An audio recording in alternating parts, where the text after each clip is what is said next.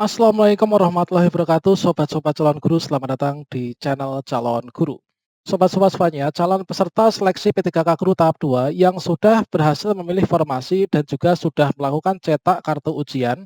Artinya teman-teman ini sudah mendapatkan ya untuk lokasi tesnya di mana, kemudian nanti jadwalnya hari apa dan juga sesi berapa.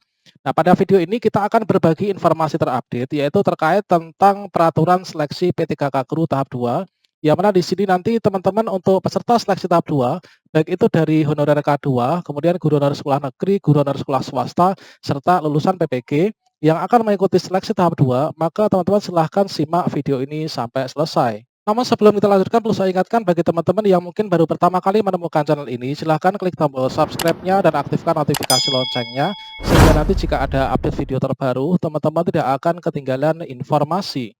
Nah teman-teman, bagi teman-teman peserta untuk seleksi P3K Guru tahap 2, baru saja Kemdikbud sampaikan informasi penting terhadap teman-teman untuk seleksi P3K Guru tahap 2.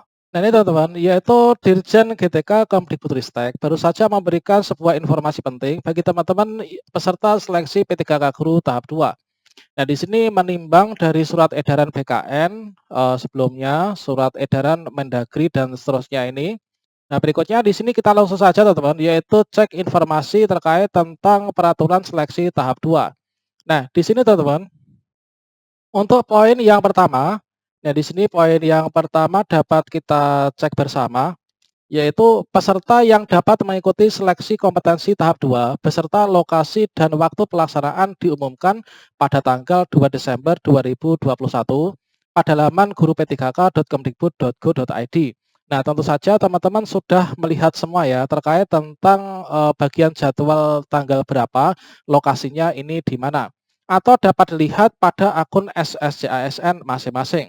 Kalau misalkan teman-teman melihat pada akun SSCASN, ini teman-teman bisa cek langsung secara mendetail yang ada pada kartu ujian P3K tahap 2, teman-teman. Jadi di sana nanti disampaikan ya, masuk jam berapa gitu. Kemudian bagian yang kedua, peserta yang tidak terdapat keterangan lokasi dan waktu seleksi kompetensi 2 dinyatakan belum dapat mengikuti seleksi kompetensi tahap 2 disebabkan tidak terdapat formasi linier di instansi setempat sesuai dengan kewenangannya. Atau teman-teman ini tidak memilih formasi pada tahap 2 kemarin ya, ada yang kelewatan teman-teman. Kemarin teman saya itu ada satu yang kelewatan nggak memilih formasi. Padahal di daerahnya ini masih ada banyak formasi karena kelupaan teledor teman-teman. Kemudian bagian yang ketiga, peserta diharapkan mencetak kartu peserta ujian yang disediakan ya, yaitu mulai tanggal 2 sampai tanggal 5 ini teman-teman, 5 Desember di akun SSCASN masing-masing. Kemudian bagian yang keempat, pelaksanaan seleksi guru P3K ini wajib dilaksanakan dengan protokol kesehatan secara ketat. Di antaranya yang pertama, melakukan sekurang-kurangnya rapid test antigen dengan hasil non-reaktif negatif yang dilaksanakan maksimal 1 hari sebelum mengikuti seleksi kompetensi. Bagi teman-teman yang kemarin bertanya, untuk tes tahap 2 ini apakah wajib rapid test antigen lagi atau tidak? Nah ini adalah jawabannya sudah ada teman-teman, yaitu teman-teman nanti tetap melakukan rapid test antigen ya. Kemudian terkait tentang rapid test antigen, ini nanti teman-teman hubungi puskesmas di daerah masing-masing.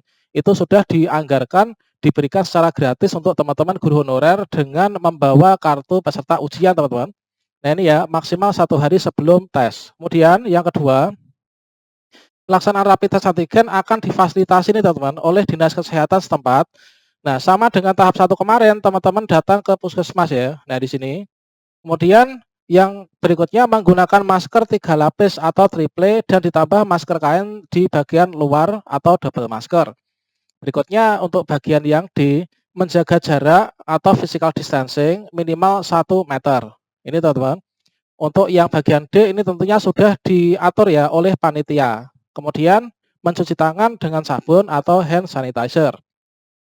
Kemudian bagian yang kelima, panitia pelaksanaan seleksi guru ASN P3K tingkat daerah wajib berkoordinasi dengan Satuan Tugas Penanganan COVID-19 daerah.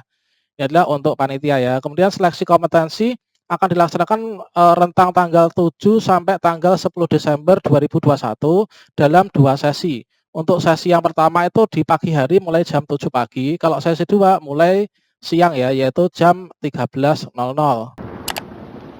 Nah, di sini teman-teman untuk bagian yang ketujuh, bagi peserta yang hadir di lokasi tempat uji kompetensi tanpa membawa dokumen asli rapid test dengan hasil non-reaktif akan dipindahkan ke sesi susulan. Jadi teman-teman harus dipersiapkan ini daripada nanti kita ikut ujian susulan, itu terkadang kita juga bisa memecah konsentrasi teman-teman. Berikutnya yang bagian ke-8, bagi peserta yang hadir di lokasi lebih dari jam 7.15 untuk sesi 1, maka di sini untuk teman-teman yang hadir lebih dari jam 13.15 waktu setempat di sesi 2 tidak dapat mengikuti ujian seleksi kompetensi 2. Nah, ini teman-teman harus perhatikan bersama, jangan sampai telat datang teman-teman. Nah, ini batasnya ya.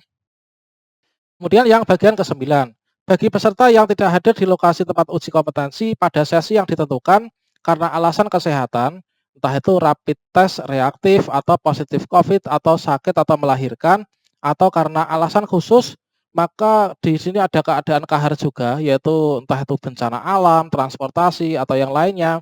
Maka teman-teman wajib menyampaikan, melaporkan tertulis ya kepada penanggung jawab lokasi tempat uji kompetensi dengan menyerahkan alasan dan juga buktinya. Selanjutnya, pengawas utama dan atau penanggung jawab lokasi memberikan rekomendasi untuk menentukan apakah peserta ini dapat ikut ujian susulan atau tidak. Kemudian proktor utama memasukkan data peserta yang melapor itu ke laman chat UNBK. Nah, jadi teman-teman itu harus lapor ya supaya nanti bisa dimasukkan, diusulkan untuk ujian susulan. Ini beserta dokumen pendukungnya, ini juga dilampirkan teman-teman. Untuk bagian yang ke-10, sesi susulan akan dilaksanakan pada hari Minggu tanggal 12 Desember. Nah, teman-teman meskipun di sini ada sesi susulan, tapi sesi susulan ini tidak terlalu jauh beda waktu teman-teman dengan pelaksanaan seleksi kompetensi 2. Artinya di sini dapat kita prediksi kalau misalkan seleksi kompetensi 2 itu adalah tanggal terakhir itu tanggal 10, berarti kalau misalkan tanggal 12 susulan maka hanya waktu 2 hari selang, hari terakhir untuk pelaksanaan seleksi kompetensi 2 ya. Nah, ini nanti pengumuman jadwal TUK serta susulan ini dapat lihat pada laman guru p3k.kemdikbud.go.id 1 hari sebelum pelaksanaan teman-teman, yaitu pada hari Sabtu tanggal 11 Desember. Kemudian berikutnya, peserta yang mengikuti sesi susulan tersebut wajib mengikuti prosedur yang sama dengan sesi yang reguler, yaitu harus membawa dokumen-dokumen ujian seperti kartu peserta ujian, kemudian deklarasi sehat, kemudian juga oh ya, untuk deklarasi sehat teman-teman itu cetaknya harus diubah ya tanggalnya. Bagi teman-teman yang telah ikut seleksi tahap 1, pastinya untuk tanggalnya kan masih tanggal September kemarin. Ini harus diubah. Caranya bagaimana? Sudah saya sediakan video saya sebelumnya. Nah, ini teman-teman. Kemudian membawa juga rapid test antigen, ini juga perlu dibawa dan diperoleh sehari sebelum ujian ini. Artinya kalau kita ikut susulan tanggal 12 Desember, berarti tanggal 11 nih kita harus sudah rapid test teman-teman. Kemudian untuk bagian yang ke-12, peserta yang tidak dapat hadir pada sesi susulan, baik karena masih dalam kondisi terpapar COVID atau alasan lain yang dinyatakan tidak bisa mengikuti seleksi tahap 2, teman-teman. Nah, selanjutnya di sini terkait tentang pembagian sesi, ini sebagai contohnya ini sama dengan yang tahap 1 kemarin, teman-teman. Yang mana untuk sesi 1 itu dimulai pukul 7 sampai pukul 10.50. Pukul 7 sampai 7.15, ini hanya 15 menit. Ini nanti teman-teman peserta hadir ya di lokasi ujian. Kemudian nanti diperiksa suhu tubuh, periksa dokumen COVID-19 terkait tentang deklarasi sehat, kemudian juga untuk teman-teman kartu rapid test itu. Nah, di sini kemudian teman-teman memasuki ruang tunggu. Kemudian jam 7.15 sampai 7.40 ini teman-teman nanti registrasi, pemeriksaan identitas, penjelasan panitia, pengarahan, dan juga penitipan tas. Kemudian 10 menit ini jam 7.40 sampai 7.50 ini body checking, peserta masuk ruang ujian. Nah, jam 7.50 sampai jam 8 ini, maka teman-teman ini nanti menandatangani daftar hadir, kemudian pembagian kartu login dan juga pembacaan data tertib. Kemudian di sini nanti teman-teman mengerjakan soalnya ini ada waktunya ya. Untuk manajerial sosiokultural ini 40 menit, wawancara 10 menit, dan juga teknis ini 120 menit. Ini teman-teman ini nanti waktunya harus diperhatikan betul supaya teman-teman nanti tidak ada soal yang ketinggalan ya.